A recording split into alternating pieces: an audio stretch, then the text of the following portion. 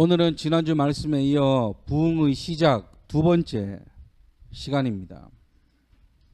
우리 말씀을 시작하기 전에 앞서 지난주 말씀을 다시 한번 상기하셨으면 좋겠습니다. 지난주에 건물을 세우는 것과 공동체로 재건하는 일이 많은 부분에서 비슷한 점이 있다고 말씀드리면서 이스라엘 공동체가 하나님 앞에 바로 세워져 나가기 위해서는, 다시 말해 이스라엘 공동체 가운데 다시금 부흥이 일어나기 위해서는 두 가지 요소가 필요하다라고 말씀드렸습니다. 그 첫 번째는 회개였습니다. 특별히 이들이 회개하면서 하나님 앞에 결단한 것이 있다고 말씀드렸습니다. 이방인들과 절교했다는 것이었습니다. 왜 다른 것들도 많은데 이방인들과의 절교를 택하였나요? 그것은 그 당시 이스라엘 공동체 가운데 만연하게 있던 문화 가운데 이방인들과 통혼, 즉 이방 사람들과 결혼하는 것이었습니다. 하지만 결혼이라는 것이 잘못된 것이 아니라 그 대상이 이방 사람이라서 그들과 절교하겠다고 한 것이라 말씀드렸습니다. 왜 이방인들과 결혼을 하지 않겠다고 합니까? 결혼이 단순히 남자와 여자가 함께 사는 것을 넘어 신과 신의 결합이기도 하기 때문입니다. 다시 말해 유대인 남자와 이방 여자가 결혼을 한다고 하면 이방 여자는 자기 민족이 섬기던 우상을 유대 남자 가정에 가지고 오기 때문이라고 말씀드렸습니다. 그러면 어떻게 됩니까? 겉으로 보기에는 큰일 같지 않지만 나중에는 점점 그 우상을 섬기게 될 수도 있기 때문입니다. 그렇기 때문에 하나님께서는 구약 성경 전체에 걸쳐서 우상을 섬기지 말라고 말씀하신 것이죠. 그런데 잘 생각해 보셔야 합니다. 그렇다고 한다면 이방 여자가 유대 남자랑 결혼해서 우상을 버리고 하나님을 섬길 수 있는 것은 아닙니까? 라고 질문할 수도 있습니다. 맞습니다. 그럴 수도 있습니다. 이방 여자가 유대인 집안에 시집 와서 우상을 버리고 하나님을 섬길 수도 있습니다. 하지만 예전에도 말씀드렸지만 하나님을 섬기는 것보다 우상을 섬기는 것이 더 쉽고 더 쾌락적이기 때문에 많은 사람들이 우상을 섬길 수밖에 없기 때문이었다라는 것입니다. 아시겠지만 하나님께서는 규례와 법도와 율법을 통해서 이스라엘이 해야 할 것과 하지 말아야 할 것을 분명하게 말씀하셨습니다. 또한 그러다 보니 1년 365일 가운데 약 360일이 절기와 제사를 지내는 기간입니다. 또 그 규례와 법도와 율법을 지키는 이스라엘의 형편보다 우상을 섬기던 이방 민족이 더 잘 살아가는 것처럼 보이기도 했었습니다. 그래서 사람이 혹한 마음에 그것을 믿게 되는 경우들도 많았다는 것이죠. 이런 상황 가운데 이스라엘 백성들은 성벽을 재건했고 곧 찾아온 영적 갈급함 가운데 다시금 하나님의 말씀이 들어가자 자신들의 잘못과 조상들의 잘못이 생각나게 되었고 바로 하나님 앞에 금식하며 회개한 것이죠. 이것은 굉장히 큰 결단이라 할 수 있습니다. 우리가 다음 주에도 이 부분에 대해 조금 더 다루겠지만 느헤미야 9장 후반부와 10장 말씀을 보면 이스라엘 백성들이 자신들이 결단한 것을 임봉합니다. 임봉한다는 것은 사인했다는 겁니다. 마치 계약서에 사인한 것처럼 하느님 앞에 절대 다시는 그러지 않겠다고 다짐하고 결단했다는 것이죠. 그 증표로 임봉했다라고 합니다. 또한 두 번째로는 예배입니다. 예배는 하나님께서 저와 여러분들을 만나 주시기 위한 공식적인 시간이라 말씀드렸습니다. 그리고 이스라엘 백성들 가운데 하나님의 말씀이 들어가자 그들이 그동안 지내지 않았던 예배를 다시금 하나님 앞에 드립니다. 보세요. 이스라엘 백성들이 우상을 섬길 때는 가장 먼저 없앤 것이 제사였습니다. 모든 악한 왕들이 여호와 보시기에 악한 일을 행할 때 가장 먼저 행한 일이 제사를 없애는 것이었습니다. 반대로 여호와 보시기에 선한 일을 행한 왕들의 특징 중 하나가 제사를 다시 회복한 것이었습니다. 아마 그 동시대 때 살았던 사람들은 몇 년 동안 제사를 지내지 않았다가 또 몇 년 동안은 제사를 지냈다가 그리고 또 몇 년 동안 또 제사를 지내지 않았다가 아마 그렇게 했을지 모르겠습니다. 지난 세월 포로 생활과 귀환 생활을 하면서 그들의 예배는 완전히 무너졌습니다. 절기는 물론이고 제사마저도 드리고 싶어도 드리지 못하는 상황이었습니다. 그런데 그들이 하나님의 말씀을 들어가자 하나님을 예배하는 절기와 제사를 드리기 시작합니다. 그러면서 초막절 절기를 지낸 후 그들이 쉬지 않고 하나님께 금식하며 회개하면서 다시금 예배를 드립니다. 하나님은 우리로 하여금 영광 받으시기 위해 우리를 창조하셨습니다. 그리고 그 영광을 드리는 시간이 예배입니다. 지금은 우리가 너무나도 당연하게 드리는 예배를 위해 그동안 수많은 사람들의 피와 눈물이 있었습니다. 이 예배를 지키기 위해 어떤 사람들은 쓰레기 마을로 가야 하는 아픔마저도 기쁨으로 여겼고, 우리 조상들은 예배를 지키기 위해 수없이 순교당하셨습니다. 하나님 앞에 지조와 절개를 지키기 위해 일본의 칼날 앞에서도 절대 굴하지 않으셨습니다. 한 가지 여담으로 말씀드리자면 일제 감정기 시대에 개교회적으로 신사참배를 거부한 교회들이 있기는 했었으나 교단 전체적으로 유일하게 신사참배를 거부한 교단이 우리 침례교단입니다. 굉장히 자랑스러운 교단입니다. 일본 군사들이 믿는 사람들을 잡아다가 하나님이 없다고 한다면 고문에서 풀어주겠다고 했지만 우리 침례교 선조들만은 죽을지언정 절대 하나님을 부인하지 않겠다라는 다짐으로 순교당하셨습니다. 신사참배가 뭐냐면 일본이 일제강점기 시대에 우리나라 사람을 일본 사람으로 개조하기 위한 방법 중에 하나였습니다. 이제 전 세계적으로 왕이 있는 나라들이 몇 군데 있죠. 뭐 영국이라든지 일본이 아마 그 대표적인 나라들입니다. 일본 천황을 신으로 신격화하여 국민을 정신적으로 지배하려고 한 것을 신사참배라고 합니다. 다시 말해 조선인 너희는 이제 조선인이 아니라 천황의 백성이다라고 쇠뇌시키는 겁니다. 그래서 예전에는 창씨개명이라고 해서 우리의 이름도 다 일본식으로 강제적으로 바꾸도록 했었습니다. 그러면서 일본 천황은 사람이지만 그를 신으로 생각하도록 만든 것이죠. 또한 이게 나중에는 일제강점기 시대에 활약했던 유명한 장군이나 유명한 정치인들을 신격화하여 절하도록 하는 것으로 변했습니다. 지금 생각해도 끔찍한 일입니다. 이 끔찍한 짓을 우리 선조들은 온갖 고문을 다 참으시면서 지킨 것입니다. 보세요. 지난 시간에도 말씀드렸지만 우리의 신앙의 근본은 예배입니다.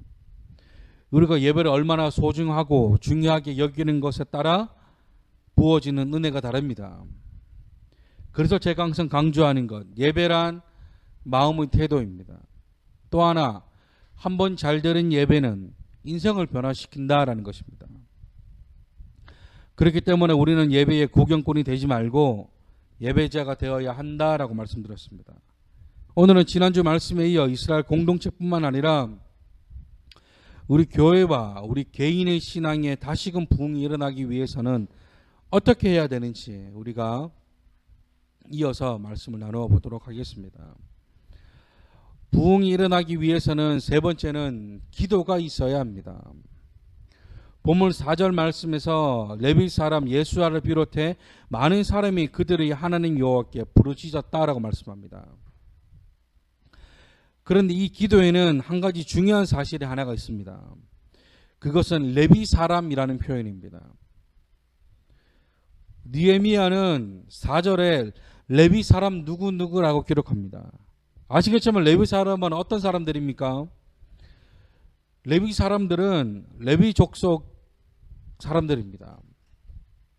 이 사람들은 이스라엘 12지파 가운데 유일하게 하나님의 성막을 성전 관리를 담당하는 지파입니다. 우리가 잘 알고 있는 모세의 형 아론 역시 이 레위 지파 사람입니다. 그래서 그들의 후손이 성막을 관리 감독하는 제사장 직분을 계속해서 감당하고 있는 것이죠. 그런데 이 표현에는 한 가지 중요한 사실이 하나가 있습니다. 여기서 말씀하는 레위 사람 누구누구가 기도했다는 표현은 우리가 생각하는 개인의 기도의 제목이 아니라 더 넓은 의미에서의 기도의 제목이었다라는 것입니다. 다시 말해 이들이 하나님께 기도하는 것은 본인 자신의 기도 제목이 아니라 나라를 위한 기도, 백성을 위한 기도였다라는 것입니다. 어려운 말로 이런 기도를 제사장적 기도다라고 말합니다. 보세요. 우리는 기도의 제목이라고 하면 보통은 개인의 기도 제목만 생각합니다. 나 자신이 처해 있는 문제, 나의 환경과 형편, 내 자녀들, 내 가족들, 나 중심의 기도 제목들로만 그 기도의 제목들을 채웁니다. 하지만 제사장적 기도는 더 범위가 넓고 깊습니다. 내 지파, 내 공동체, 내 교회, 나아가 내가 속한 지역, 나라, 전 세계를 위한 기도, 우리의 기도의 제목도 이처럼 넓어져야 한다라는 것입니다. 나의 문제와 내 가정의 문제에만 국한하는 것이 아니라 내 지역과 내 나라와 전 세계까지 하나님께 기도의 제목으로 올려드릴 수 있어야 한다라는 것입니다. 그래야 우리의 지경이 넓어지고 하나님의 역사도 나라적으로 민족적으로 이루어질 수 있는 것이죠. 그래서 기도하실 때 우리나라 대통령을 위해서, 국가 위정자들을 위해서, 전 세계의 평화가 임할 수 있도록을 위해서도 기도하셔야 한다라는 것입니다. 그리고 마지막으로 부흥이 일어나기 위해서는 가장 중요한 네 번째는 하나님을 알아가는 것입니다. 하나님을 알아가는 것. 본문 4절 말씀에서 그렇게 기도했던 레위 사람들이 5절에서는 백성들에게 하나님이 어떤 분이신지에 대해 전합니다. 5절 중반부 말씀에 하나님은 영원부터 영원까지 계신 분이며 영화로우시며 존귀하시며 모든 송축과 찬양을 받으시기에 합당한 분이시며 6절에서는 땅과 땅 위의 만물과 바다와 그 가운데 모든 것을 지으신 분이시며 7절에서는 아브라함 때부터 오늘날까지 하나님이 어떤 분이시며 어떤 기적과 역사를 일으키셨는지에 대해 9장 전체를 통해 말씀하고 있다는 것입니다. 신앙은 결국 하나님을 알아가는 것입니다. 신앙이란 하나님이 어떤 분인지 경험하며 알아가는 것입니다. 이제는 다 기억하셨으리라 생각합니다. 아는 만큼 보인다. 하나님을 아는 만큼 하나님을 경험할 수 있다라는 것입니다. 우리가 흔히들 신앙의 끝은 천국에 가는 것으로 생각합니다. 그래서 천국에서 영생을 누리는 것이라 말합니다. 그것도 맞습니다. 그런데 영생이라는 말에는 또 하나의 다른 뜻이 하나가 더 있습니다. 요한복음 17장 3절에 영생이란 참 하나님과 그가 보내신 자 예수 그리스도를 아는 것이라 말씀합니다. 하나님과 예수님이 어떤 분이신지 알아야 전할 수 있고 알아야 경험할 수 있습니다. 하나님을 알아가는 것에 열심을 내셔야 한다라는 것입니다. 말씀을 정리합니다. 우리가 지난주에 이어 부흥의 시작이라는 제목으로 2주 동안 말씀을 내배웠습니다. 이스라엘 공동체뿐만 아니라 저와 여러분들의 개인의 신앙과 우리가 속한 교회가 다시금 하나님 앞에 바로 세워지고 우리 안에 부흥이 일어나기 위해서는 4가지 요소가 필요하다라고 말 전했습니다. 첫 번째는 우리 안에 회개가 일어나야 합니다. 단순히 잘못을 구하는 것을 넘어 이방 사람들과 절규하겠다 다짐한 것처럼 또한 용서를 구하는 차원을 넘어 하나님이 원하시지 않는 것은 과감히 절규할 수 있는 믿음, 그 믿음이 우리를 회개케 합니다. 그리고 두 번째는 예배입니다. 하나님은 우리를 예배자로 부르셨습니다. 구경꾼이 아닌 예배자의 삶을 살아야 합니다. 그리고 세 번째는 기도입니다. 특별히 나 자신의 기도 제목도 중요하지만 이제부터는 나라와 민족을 위해서도 기도할 수 있는 제사장적 기도의 제목도 하나님은 요구하십니다. 그리고 마지막 네 번째는 하나님을 알아가는 것입니다.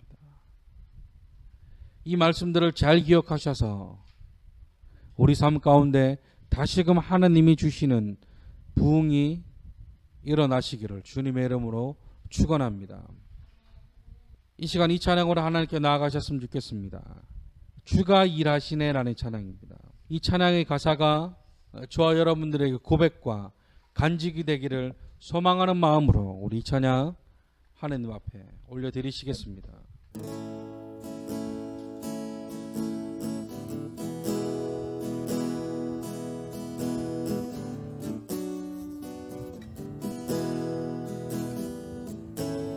날이 저물어 갈 때, 날이 저물어 갈 때, 빈들에서 걸을 때, 그때가 하나님의 때.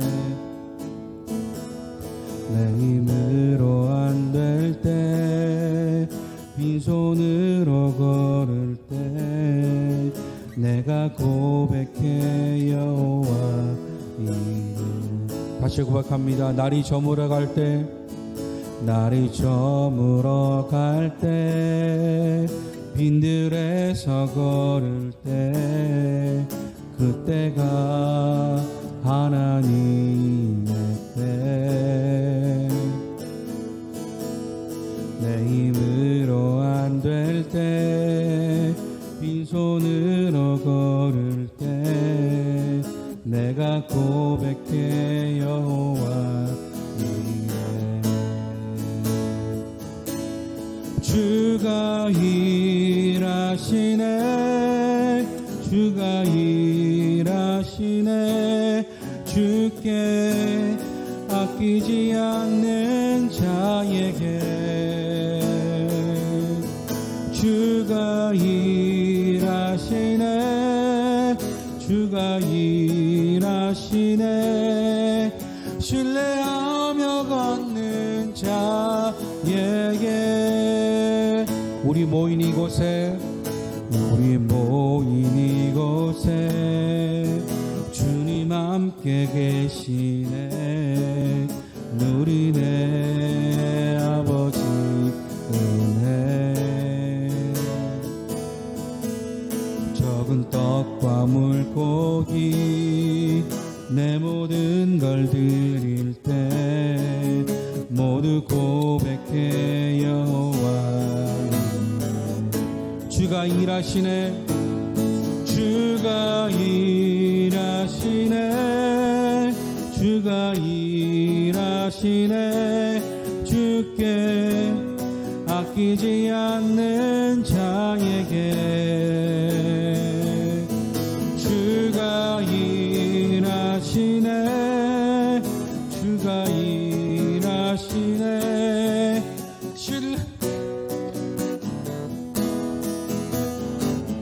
주가 일하시네, 주가 일하시네, 주가 일하시네, 주께 아끼지 않는 자에게 주가 일하시네, 주가 일하시네, 신뢰하며 걷는 자에게.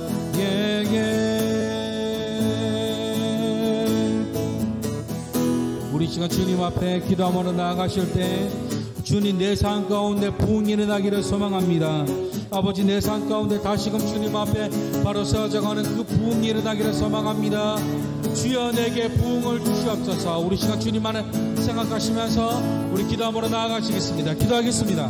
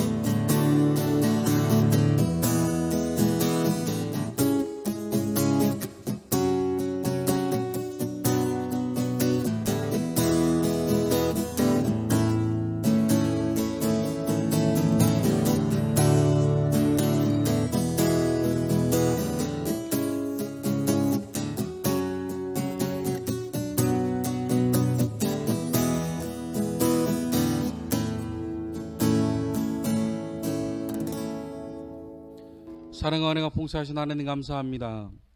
아버지 우리가 이 삶 가운데 다시금 부흥이 일어나기를 소망합니다. 우리 삶 가운데 회개가 일어나게 하여 주시고 예배가 있게 하여 주시고 또한 아버지 우리가 주님 앞에 바로 세워지기를 소망합니다. 오늘 이 말씀처럼 우리가 하나님을 더욱더 알아가며 주님을 더욱더 사랑하기를 소망합니다. 주여 우리와 함께 하여 주시옵소서. 아버지 우리의 기도의 제목이 나 자신의 기도의 제목뿐만 아니라 제사장적 기도로 나라를 품을 수 있는 그 기도의 제목에까지 이룰 수 있도록 주여 우리의 지경을 넓혀 주시옵소서. 이제는 우리 주 예수 그리스도의 무한하신 은혜와 하나님의 한량없는 사랑과 성령님의 감화 감동 내조 역사 교통 충만케 하시는 그 은혜가 나의 삶 가운데 다시금 부흥이 일어나기를 소망하는 모든 자들 머리 위에 하나님 앞에 바로 세워져 가기로 다짐하는 모든 자들 머리 위에 이제로부터 영원토록 함께 하시기를 간절히 축원하옵나이다. 아멘.